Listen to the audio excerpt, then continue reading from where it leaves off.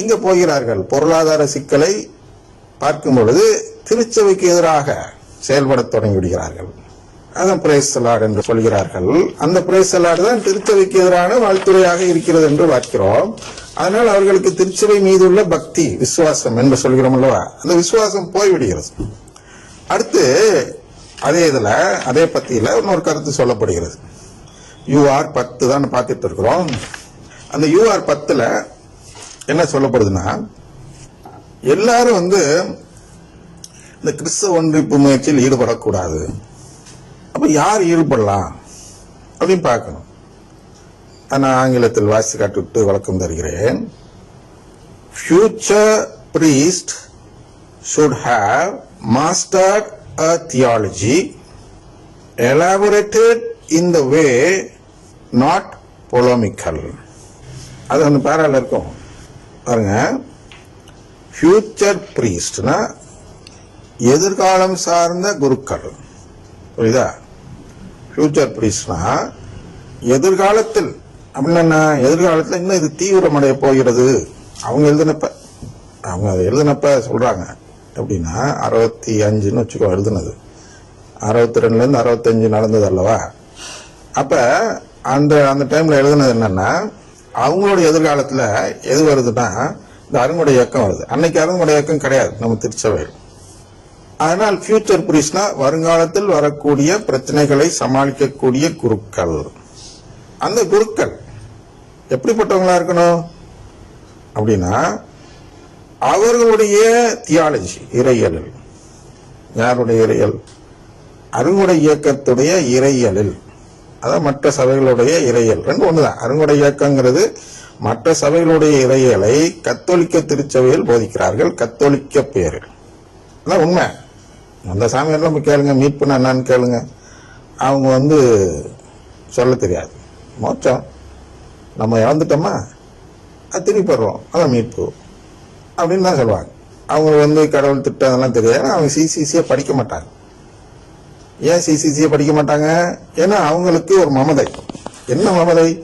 நம்ம தூயாவே நம்ம மேல இருக்கிறார், அபிஷேகம் பெற்றவன் நான் எதுக்கு மறைக்கல்வி எல்லாம் படிக்கணும்? எனக்கு தூயாவிய நேரா சொல்லிக் கொடுப்பார். நம்ம தூயாவியா இருந்தா சொல்லிக் கொடுப்பாரு. அவன் அசுத்தாவியால இருக்கிறான், ஊனியல்வு நாட்டம் உள்ள ஆவியால இருக்கிறான், அவன் எப்படி சொல்லிக் கொடுப்பான்?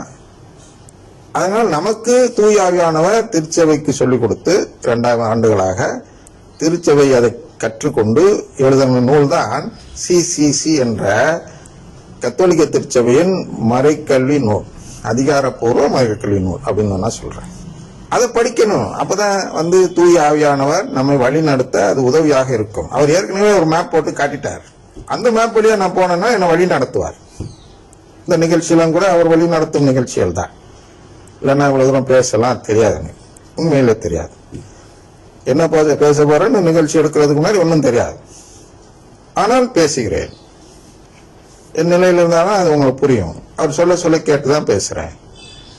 இது ஏன் பேசுறேன்னா, நான் சிசிசியை பார்த்து அதில் ஒரு புரிதல் பெற்று அதன் அடிப்படையில் பேச தொடங்கும் பொழுது அவர் என்னை எளிதில் வழி நடத்த முடியும்.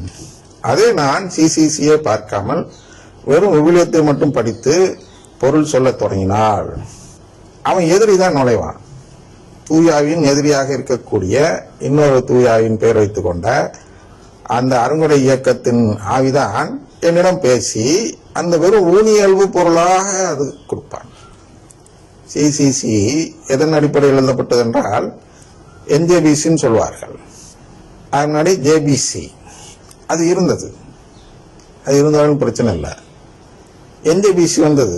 இப்போது என்ஜேபிசி பிரச்சனை இல்லை தான். ஆனா யாரும் அதை படிக்கிறது இல்லை. சிசிசியே படிக்க மாட்டேங்கிறாங்க. என்ஜேபிசி எப்படி படிப்பாங்க?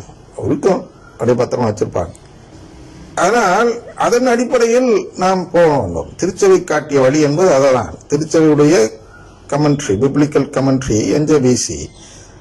அந்த என்ஜேபிசியில் எடுக்கப்பட்ட கேட்டகிசம் தான் சிசிசி, மறைக்கல்வி தான் சிசிசி.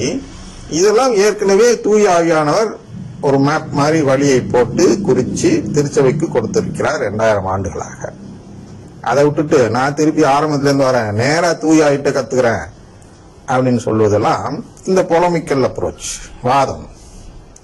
அதனால என்னாச்சு, இவர்களுக்கு அந்த தியாலஜியே என்னன்னு தெரியல.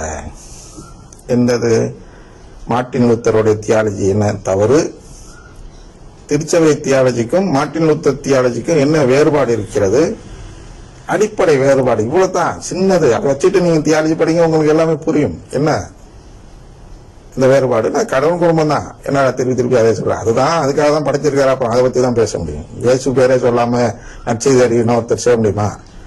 அது ஒன்றுதான். கடவுள் குடும்பம் என்ற வார்த்தை பயன்படுத்தாமல் நற்செய்தி அறிவிக்கவே முடியாது.